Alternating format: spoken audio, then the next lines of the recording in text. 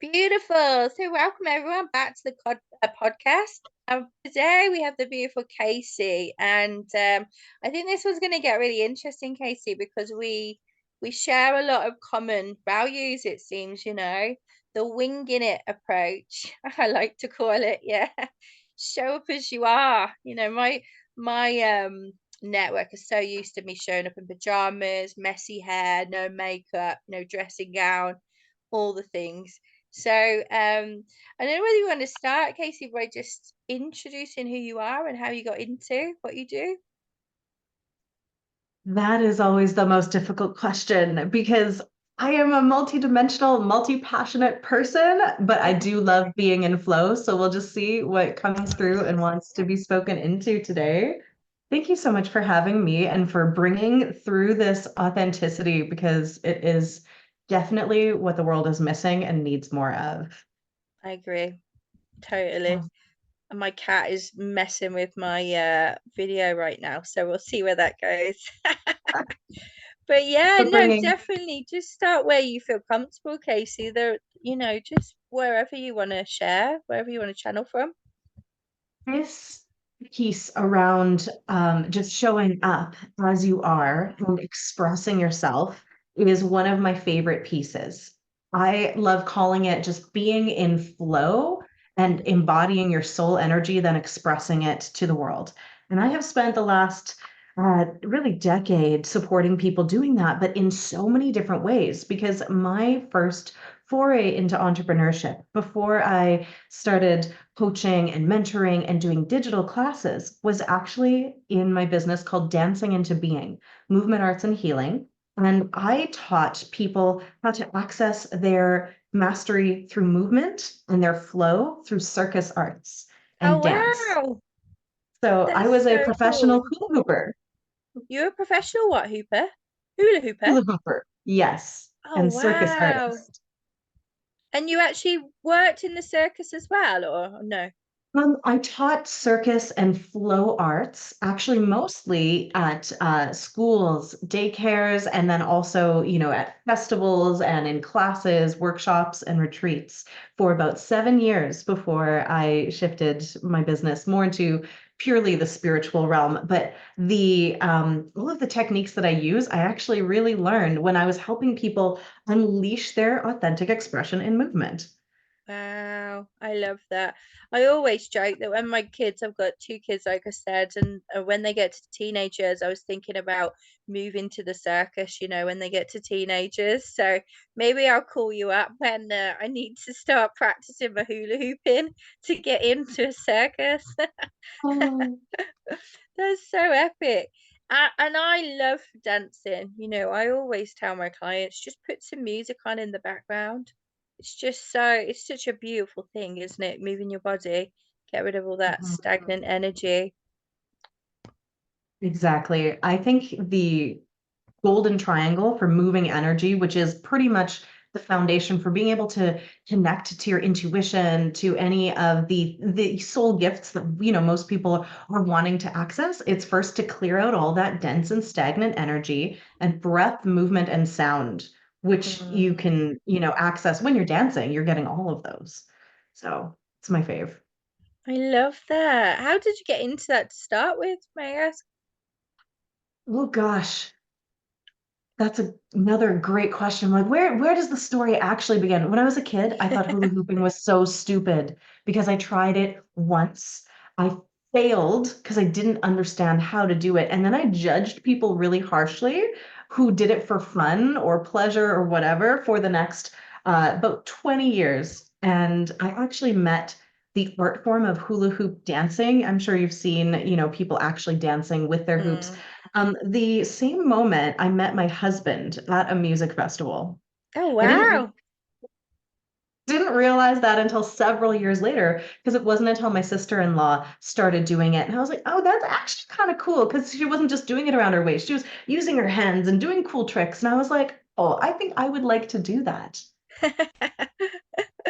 I love that. So did she teach you how to do it? She taught me a few things, but really she got me a hula hoop and I spent most of my time in my backyard trying to figure out if I could use the hula hoop above my head with my hands, I do it on my hips. Couldn't I figure that out? And I spent about 2 weeks learning how. And instead of asking anybody or watching a video, I just did it by trial and error. And Oh, then I wow. started to understand that people have classes, and I started going to classes and learning in that environment, and that really collapsed the time. And I just had such a fun experience with it because it gave me something to. It was like dancing that I'd always loved, but also like a meditation where you can really like delve into the rhythmic, repetitive practice of something. So I found it really soothing for my body, mind, and soul. And then it also became a creative expression. And I started wanting to perform and teach actually within about a year and a half. Oh, wow. That's really fast then. Hmm. But there was an interesting other piece that, again, I didn't realize until later that all of these pieces connected. About 2 years before, I had broken my ankle, and it was a crazy spiritual catalyst for me. I realized what was just missing from my life at that time was not being able to move, not being able to dance. It was killing me because I was dancing all of the time for fun on the weekends at home. It was such a big part of my life.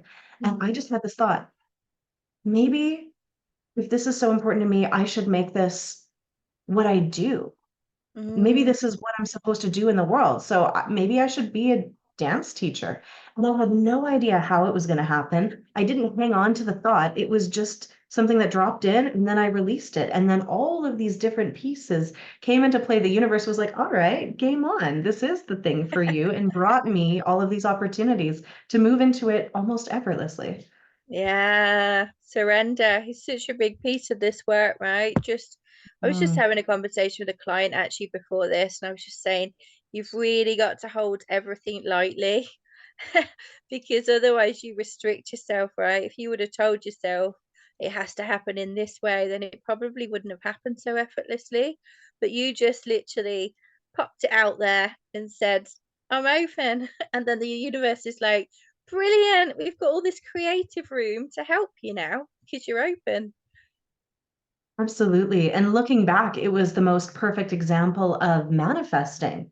Mm, And I think what really I want to also highlight is that that thought didn't feel like it was coming from me or my ego or my human self. It felt like it had been dropped in by my soul energy. And mm. so everything did effortlessly align because I wasn't trying to figure it out from that human perspective. Yeah, and that's it, isn't it? The human thing. I always say to people, if I could cut off my head and still live, then I probably would. I do love my hair and that kind of thing, but our mind is just so littered with stuff to keep us held back, right? Can be.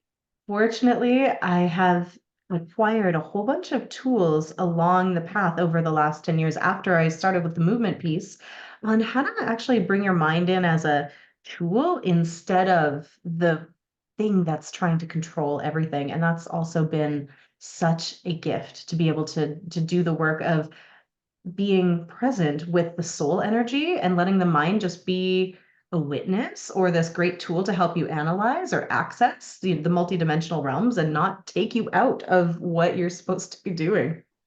Yeah, because that can happen quite a lot. We do something similar as well. We have like somatic processes where we teach people how to use their heart and their body rather than their mind, because I think a lot of time your mind wants to run the show, right? Mm, absolutely. And my journey first was with the body and the somatic piece and moving through things. But even when I was teaching dance and I moved into teaching more gymnastics and other things as well, I realized that it really was the mind that was the limiting factor most of the time because the body can be trained. And Mm, it was our fears and our beliefs that were keeping people from being able to actually practice enough to do what they wanted to do. yeah, definitely, definitely. So you're in the middle of like launching a new program, I believe, which sounds really fascinating. Do you want to talk a little bit about that? You've got a beta program, haven't you, that you're pulling I together? do. And it's really the culmination of every like lesson that I've learned on my journey to bring me to a state where I feel like accessing my light, my multidimensional, and sharing my soul gifts is pretty effortless for me right now. And I get to do this for a living, and I have for, almost a decade. And I have been a facilitator of movement and magic and a coach and a healer for a very long time. And I wanted to just train people how to be coaches and healers and facilitators, do retreats, do all of that stuff, and build the business. And it's okay in my business. We were having a lot of fun.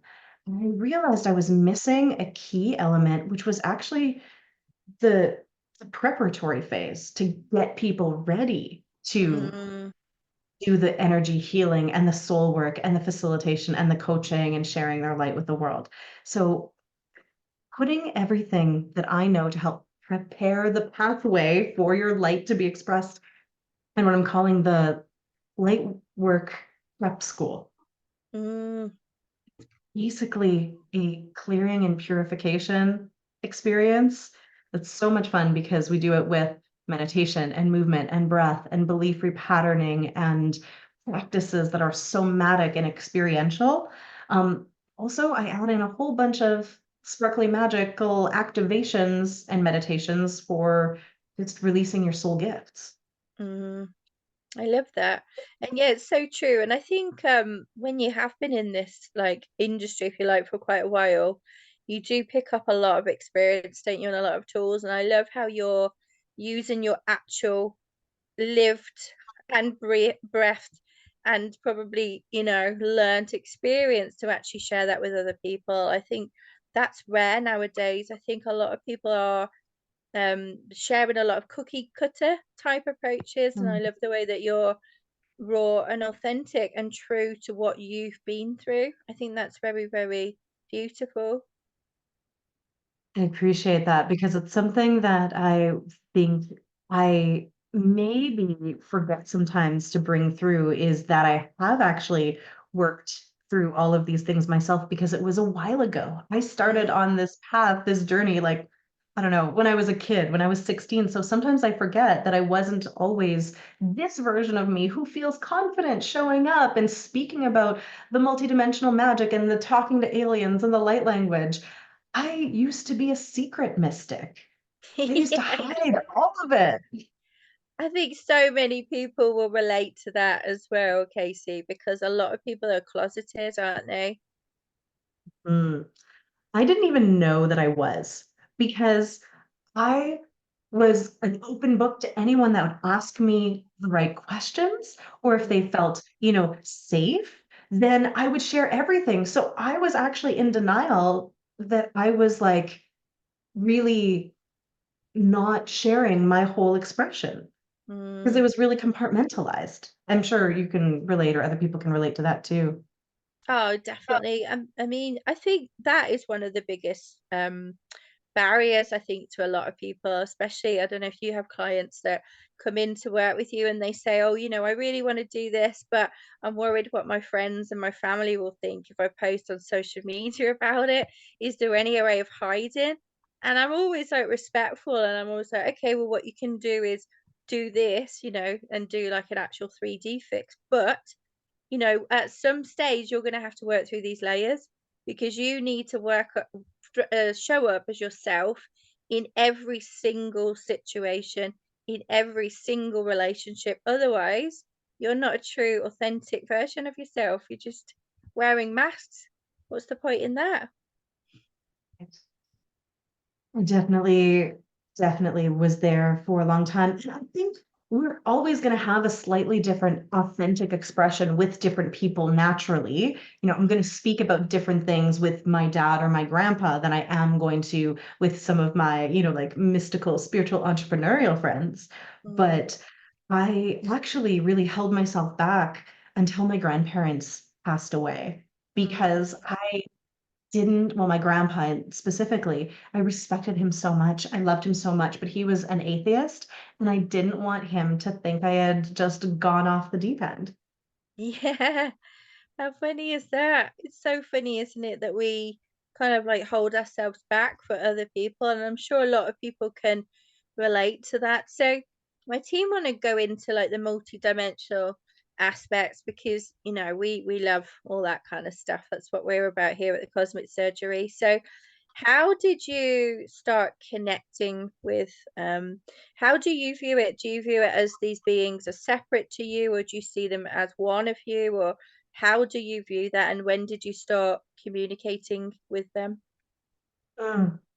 I think that's a both and question. It depends on what level you're looking at it from. I think ultimately everything, if you go up high enough, is a fractal of the same source energy, but we Mm, can be more remotely related or distanced from those fractals. So you can be connecting with aspects of you, past, present, future, aspects of self, parallel perhaps, or it could be somebody that feels quite different than you. But at the top of it, it's all, there's one of us here, really. But I I don't really remember existing without that connection. mm, When I was about 8 years old, I had my first mystical experience that I can recall. And it was an all encompassing engulfment in this beautiful white light, the classic feels like love. It was like a warm hug. And I heard this voice that said, "You are going to be a spiritual teacher." wow, And 8 at 8 years old. yeah, Oh, that's so beautiful. that was not very comfortable at the time. I already had enough ego to go, whoa, whoa, whoa, no, no, no, no. I think you got the wrong kid. Like, no, it didn't feel safe to me to claim that. Mm. But this voice, which I've dubbed the voice of creation because it just felt like the all that is was speaking to me, was like, lovingly, but kind of chuckling, like, no, when you're an adult, this is what's going to happen. And then I was shown all of these visions of speaking on stages and connecting with a global audience. And again, that scared the crap out of me because I mean, I'm 41, so this was back in the 80s or 90s. And Mhm. being global meant you were real famous. That seemed like a really big deal. I Yeah. didn't realize that the internet would make it so easy for us to connect Yeah. internationally. So I really just like shoved that down and didn't tell a single soul about it until I started stepping into my spiritual gifts. But I always really had a deep connection to spirit. I was always claircognizant, and I just felt like I knew more than the people around me. And I rarely spoke about it because I didn't want to seem like a weirdo. It's funny, isn't it? I mean, I don't know how you've brought up your 8-year-old. Did you say you've got a seven? She's seven. 7. Yeah. Yeah. I've got an 8-year-old and a 6-year-old, and we speak about dreams as if they're normal. We speak about energy, we speak about boundaries, and I'm the same age as you. I'm 41, and we weren't brought up like that. We were brought up very much like, if you did speak about this stuff, you'd probably be grounded. No one would believe you. You would be a weirdo, you'd be outcasted, and like you, I was very aware of it, but yeah, just put myself in my own little world most of the time. Hmm. I remember very clearly having this thought often of, I just have to wait until I grow up and then everything's going to be okay. Oh, yeah. Yeah, it's funny, isn't it? Hmm. And my mom was pretty open because she was from Ireland, from Belfast, and there is more of a mystical sort of essence in Ireland. So we could talk about ghosts and about God and about spirits, but not so much the like multidimensional alien kind of route. Mm, So at least, if I saw a ghost, or her mom after she passed, I could speak about that kind of thing, but there was kind of a line that mm. was like, this is within the realm of what would be okay to speak to her, and some of the other stuff would just be too much. Yeah, I understand. When you started speaking about Ireland there, actually, I picked up on like a slight twang in your voice of Irish, like only a very, very slight twang. I was like, oh yeah, there it is. It's pretty, isn't it? From So, my mom. yeah, your mum. Yeah, I thought it was your Yeah, mum. Is your mum this side of life, or? she's still here. Yeah. but I did learn to speak from her. But I did spend several months living in Ireland and visiting and everything. So I did get the accent when I was living there, but disappeared when I came back to Canada. Yeah, you've definitely got like a tiny, tiny little twang when you started speaking about Ireland. I was like, oh, that's interesting. There she is. Oh, that's beautiful. I love that your mum was open to a certain extent though, because I think it's so important to our children are like the future generation. And, I've been guiding mine since they were 2 years old. Ever since they took an interest in what I did, we just started speaking about it like it was normal. And I think I could see like they are just way, way, way more gifted than I was allowed to be at that age, and so much more open and accepting and just the most beautiful beings. I know we're all a bit biased about our children, aren't we? But and we're probably the harshest critics as well sometimes. My team are reminding me. I'm like, yeah, we do it all as mums. Right? But I love how this generation, and many of them have chosen to be in families where they can, really have these experiences more candidly. And I love teaching my daughter how to close portals and speak with Gaia and do light Mm. language and all of that. Or not even teach, but like remind her how. Yeah, yeah. I love that. Remind her how I always talk about that because I always say, even to my clients, I'm not a guru. I'm just here to activate and remind and be a side mirror. I'm not here to teach you stuff. You've already mastered all what you need to know. It's fascinating when people don't remember. But yeah. So, going back to the multi-dimensional aspects of self, like what would you, who would you say were your main guides or who you're communicating with? Like, what type of guides are you communicating with? So I did have some guides that I worked with closely when I was stepping into multidimensional work. And they no longer work as closely with me because I started working really specifically with source energy. Mm, But I did have an experience after angel numbers started coming to me in my early 20s before I knew what they were. And they were everywhere and they had this jolt of energy. I'm like, this means something. I don't know what it is. So I started just deciding to be grateful every time I saw one. And that meant always going on gratitude rampages. And everything was just really flowing nicely. And one morning I woke up, I was living alone, and I went to brush my teeth in my bathroom, and my toothbrush was missing. I looked everywhere that it might have fallen onto the floor, and I looked in the cupboard, and then I looked up in my shower, and the instant I saw it in my shower, where I never would have placed it because I think people that brush their teeth in the shower are a whole different kind of person that I could never be because I'm just like, that's so weird. No offense, I could not be me. I don't know why. It's just a program I'm running. that's And so my funny. guides talked to me constantly. They said, we needed to get your attention. You have been grateful for everyone and everything under the sun except for us. And I was like, oh, sorry. Hi. Oh, I love that.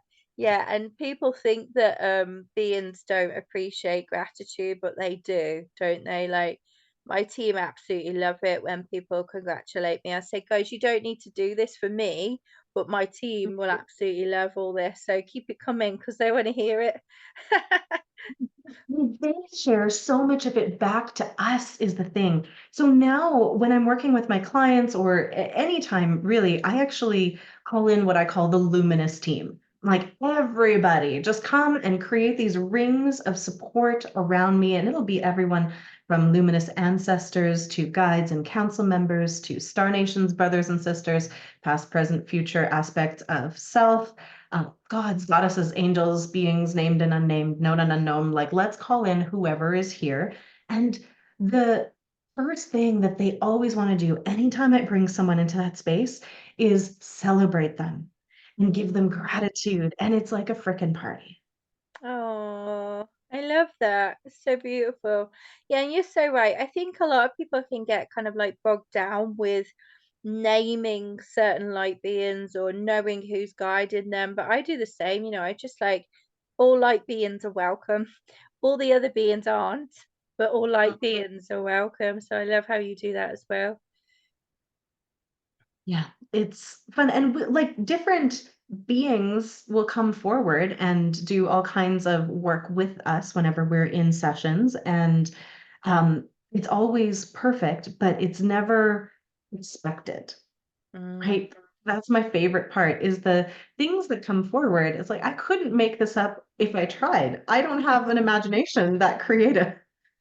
yeah, I know. But what a gift to have, right? Just to be so open that you allow source to work through you. And that's like the sweet spot, right? When you just trust so much because you've been doing it for so long that you just allow.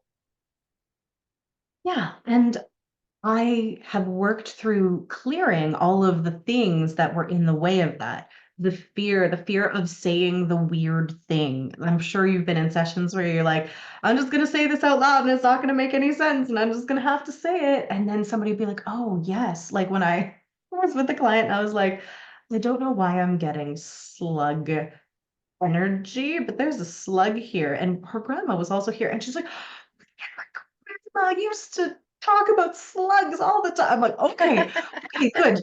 That made sense, right? But it's terrifying when you first start to share your gifts and you have no evidence if it's going to make sense. Eventually, you get to the point where you're like, okay, I get enough evidence. It doesn't even bother me if somebody's like, oh, no, I don't see that. I don't feel that. I'm like, ooh, we're getting different information. But working through the fears of other people thinking you're crazy or worse, it just it's a lot. And that's why I wanted to bring forward this course where I put all of the clearing tools and techniques to help people move through the fear, the trauma, and all of those pieces around our collective and ancestral and childhood and Akashic experiences that have really traumatized us. Mm, yeah, definitely. I love that. Yeah, they show me this beautiful vision of like almost like a conveyor belt where you're like shining this beautiful white light on these people so they're ready for the next stage. I love that. That's what you're, yeah, I love that. And then they're going into this like beautiful, um, almost like circle of light they showed me. Like you prepared them so well that then they're going just into this almost like moon energy because you've pulled them along on this conveyor belt. So that's beautiful. I love Mhm. that. So what advice would you give to people who are maybe like stuck in their fear? Like they think they have gifts, they really want to share it, but what would be your advice to kind of get going? First off is you have to forgive yourself for thinking that you shouldn't be scared or that you should just get over it. Like that fear is real because of where we have been and all of our experiences. So we got to honor it first and let ourselves feel the feeling. Mm, But then we get to do the clearing work. And sometimes you have to track what it's from. And sometimes you can move it without needing to know. And I love to really make sure people are working on all levels and layers, your body, as well as your heart, as well as your mind, as well as the soul. And things, the body, I think, is the one that really can get left behind. And now nervous system regulation is getting sexy, which I love. But mm, if you can't access your higher gifts, you have to start there. The nervous system is actually what translates multidimensional light, right? It's how it flows through our body. And we need a relaxed and open nervous system to be able to reach the soul, to reach the soul gifts, to actually be able to translate any of this stuff accurately. So I like to ask people to just start there and notice, do they feel safe in their body? Right? If not, they're going to put these shields up. Their mm, energetic shields are going to make them process literally everything through the lens of mistrust and not feeling safe. So that includes not being able to trust your own intuition or your mm, own gut responses or feel safe enough to share. So we have to do whatever work is necessary. And it might be somatic, it might be on the beliefs, it might be on healing trauma to be able to feel safe enough to drop the shields and be able to come into a place where we're in that rest and digest state, and then we can actually access presence Mm, right? And go in through the heart and be in that field where you can even meditate effectively, because you need to be able to do that to be able to, you know, do any of these other higher level things that we're speaking of. So I think that's really the first place to be looking. How regulated yeah. is your system? That's beautiful. I agree with you. Like the level of trust that you have to have in your body is really quite immense. And it does take quite a lot of work, doesn't it? I think there are always new layers as well to explore. I mean, I don't believe that anybody has got to the stage where they are like fully healed and they've got no layers and they've got no fears. It's just that I feel that you get more adept to dealing with what comes up, right? So, is that what you feel as well? To say that nobody ever has, you know, or could reach a place like that, because I do know a few masters who I'm like, ah, they currently deal with anything, but they're a whole nother level. For most of us, I think we have to remember that even if you do all of the stuff from the past, life is going to continue to traumatize you and stuff is always going to come up. So we need to work on both what's happening in the moment and be able to move that, and also the past levels and layers. So we're also going to access, every time there's more light coming to the planet, more depth. So we can go deeper than we ever have before and reach stuff. So it's almost to me like you could clear out everything that you can access right now, but then we're going to go deeper. And then there'll be a whole nother thing. Or when you're expanding into the next level, new level, where we're Mm-hmm. reaching the edges of our comfort zone and needing to grow into the learning zone. But the best part ever for me is when my clients that have been working with me for a while say, I'm not getting stuck in my shit anymore. I have tools now. So if I'm feeling it, I know how to feel it, and then I know how to move it, and I'm not like ruminating anymore. I'm not spinning in my shit. It's like instead of having a bad week, I'm gonna have a bad day or an hour even, and then it's gone. And I'm like, that is where we want to be. Because it's not like Mm. nothing's ever gonna come up. It's just that you have the tools to move through it more quickly. Yeah, I agree. And it's like, I don't know about you, but it's like the best feeling, isn't it? Collecting the stories of people.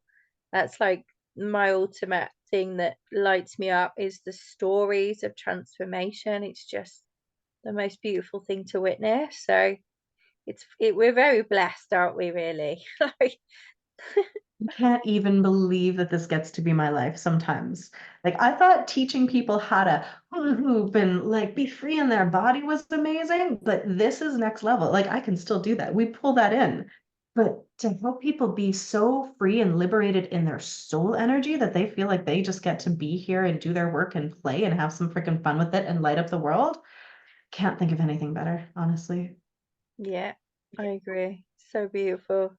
Oh, I love having you here. Thank you for being here with us. And I just love how your work is just creating such a beautiful impact in this world, you know. So just a massive thank you, because sometimes I think when you work for yourself, you don't hear it enough about yourself, do you? So I want to just say thank you for your service here, like a massive, genuine, heartfelt thanks for everything you're doing for humanity, for your dedication to this job and this pull to create this beautiful space for humanity. It's so beautiful to witness and to meet other beings on the same path as you. So thank you Mm. so much. Same to you. I appreciate how you're opening up this platform for authentic, co-creative conversations that just get to go and flow where they're meant to go, because so much gets to come through in that space. So you create such a safe space for people to share and express authentically, which is absolutely beautiful. Aw, thank you, Kacie. That's so beautiful. Right then, is there anything else you want to share with our guests before we hit the pause button and then we'll have a little chat afterwards? I know you also do masterminds as well, don't you? Do you want to? My team said she might want to say something about those. I don't have anything as a mastermind that's open to the public right now. Okay. I'm I am most excited about being able to share my energy, healing, clearing, and activation modality next. Mm, And that's what I wanted to just share with the world when I finally learned that, well, it was more of a download when I created enough space in my life. I actually had to let everything go last year in my business. I didn't launch anything new. Spirit said, just sit, just be still. And I was like, why? And they're like, just trust. I'm like, this is scary because I'm not making any money. They're like, no, just sit, just be still, trust. And in that spaciousness, I had the fact that I could teach the energy work that I do in a group container. And I had to do it soon because I had thought, oh, maybe in 10 years I'll share this modality with people. I thought it was a far away vision kind of thing. Mm, And over this last 9 months, I've been like, okay, how am I going to teach it? I'm really excited to just start teaching it because I teach people how to work in sacred space, how to do the clearing work, how to do the soul gifts, work with the team. And I was like, okay, I'm going to call in the people that are ready and just right in. But that wasn't going to work. That wasn't going to work because then I don't know if they'd be missing gaps or if they would truly be ready. They might think that they had the ability to work with this high octane light. mm, And it can be dangerous to your nervous system, to your body, and to your clients if you're not actually a clear enough channel to hold that much light. You can kind of fry your system and burn out a mm, little bit. So I learned that before I could teach people this modality, I needed that prep course, right? So I needed to mm, actually, instead of going into the mastermind and the fun stuff where I want to play with the people that are already there, I mm. needed to go to the beginning and Yeah. start there and actually guide people through all the clearings and the activations that they would do for clients so that then they could learn how to teach and do the modality themselves. Yeah. So Yeah, I love that. Sometimes we have to take that step back to then take the massive quantum leap forward. And it does get to be a bit frustrating sometimes, doesn't it? Especially when you're like, I'm ready now. Oh my God, my cat's messed up my video again. Um, I'm ready yeah, now. I want to go. So I know. I funny. was like, I'm ready. I know how to do it. I just need to call in the people. And I also love masterminding. It's my favorite spot to be. I've had so many incredible masterminds and they're like, no, not right now. You have to get the pathway clear first. Like, start at the beginning, at the first step, and then take people all the way through. And I was like, fine, Mm, fine, I'll do it, but I don't want to. But now I'm actually really jazzed about creating an offer suite, really, that starts at the beginning and brings people all the way through. In because I had all of the pieces, but they were scattered in like little courses like activate your light language or activate your intuition by learning to read my oracle cards. They were in all these little pieces, so I'm mm. putting it all together and that feels really good. Yeah, beautiful in all one place as well. It makes it super simple for you as well, doesn't it? In a way, because you're just directing people to one thing rather than talking about all the things.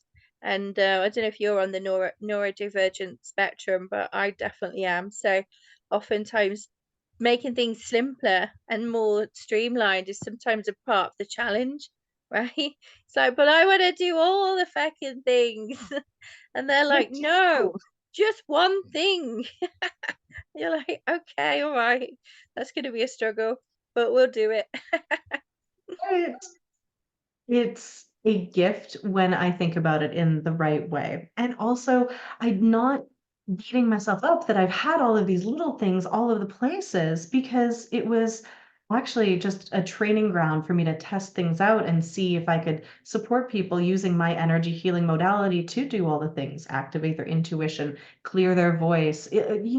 Just it was the perfect first steps. And now I'm ready to actually bring it all together and make it make sense. Yeah, you've just been designing the jigsaw, haven't you? And now you're ready to create the masterpiece. Yes. So that is what I would love for people to take away from this is you don't have to have it all figured out perfectly before you begin. The pieces are going to come through and they're not going to make sense until you're further down the path and then you go, this all fits together. Yeah, and then there'll be other pieces as well. And it keeps getting bigger. No idea how my hula hooping and dance was going to factor into my business until I got, a year, my new business, Luminous Evolution with the coaching and the healing and the light work, until I was in it. And I'm like, oh, everything I learned there actually transfers here. Mm, So we're never, I don't think, wasting time, even if it seems like a side quest. We're picking up the keys and the codes that we need to really see the whole picture. Yeah, I agree. And we're here Yeah. to have fun as well, aren't we? I always have to explain to people, look, if it's not fun, why are you doing this? They had a fridge magnet that said, if it's not fun, you're doing it wrong. And I'm Yeah, like, well, that's a little negative. I get it though, but I just say now, like if you're having fun, you're doing it right. yeah, I like that. Yeah, exactly. It's all about the fun and the lessons. We're not immune from the lessons or the challenges at all. No, but I don't know about you. When I connect with spirit though, they are always saying, could you maybe be a little less serious about this and actually have some fun with it? Like spirit's usually not wanting to sit in the shit, right? They're like, okay, let's honor and acknowledge it, but then let's play. Yeah, yeah. We brought it to you so you could learn the lesson. Like, isn't that fun? Be grateful for the lessons. Ta-da! And if you can do that, if you can live in a state of gratitude for the lessons and gratitude for everything else, it's actually one of the fastest tools to shifting your frequency and opening up your multidimensional gifts. That's when I started doing that gratitude practice often from the angel numbers. It was the catalyst for really like skyrocketing my ability to connect with the multidimensional realm. It turned on my clairvoyance and my clairaudience at much higher degrees than it was. And it stopped being intermittent and it started to be something that was consistent. So I think gratitude is the most underrated tool for all of this multidimensional work. Yeah, I agree. And being grateful for it all as well is really important. I think a lot of humans are like, I'm grateful for the good stuff. And I'm like, yeah, but how do you define good or bad? That's just your perception. You have to be grateful for it all because it's all experience. It all makes us who we are. And the lessons are what bring us the knowledge and wisdom we need to do the things that we want to do. Like we can't have it without experiencing some challenges. People want to grow without the challenge and the stress, but that's not how growth on earth works, No. unfortunately, right? Think about a kid that has never had to do anything for themselves in their life. They wind up being kind of useless and spoiled rotten and expecting everything to be handed to them. Like we Mm. need the challenges and we need to fail and fall on our face and learn the resilience of getting back up again. So if we can learn to have some gratitude for those failures and the mistakes along the way and see and appreciate them for what they are, which is really the catalyst for our own evolution, then oh, everything gets so much easier. Yeah, I agree. Oh, thank you so much for being here with us, Casey. It's been beautiful having you. Thank you so much. I've loved this conversation. Oh, All my that's favorite beautiful. things. Oh, where can people find you if they want to find you? Obviously, like in the podcast, we'll put links and whatnot, but what's the best place if people want to stalk you out and find out more about you? Almost everything on socials is under the Luminous Evolution, Instagram, TikTok, my Luminous Evolution Facebook group, and I have my website is currently joyevolution.com. Okay, beautiful. Well, we'll put all the links in the podcast as well so people can find you. So I'm just gonna stop recording. So thank you for listening, everybody. And then we will have a little chat.